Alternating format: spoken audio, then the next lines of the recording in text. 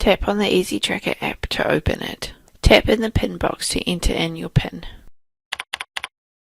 Tap OK. To log in more than one employee at a site, swipe until you find the Teams tab.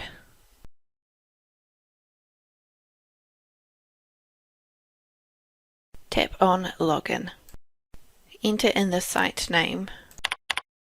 Select the site from the drop-down. Tap Next.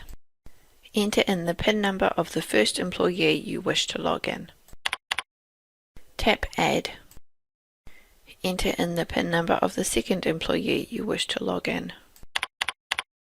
Tap Add. Repeat this step for as many employees as required. Swipe across to the Employees tab.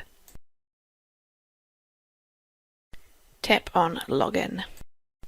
The employees are now logged in. Use the back button to return to the status page. At the end of the shift, swipe across to the Teams tab.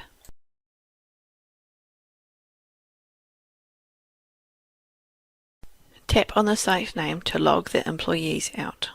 Tap in the box to select each employee. Tap on Logout.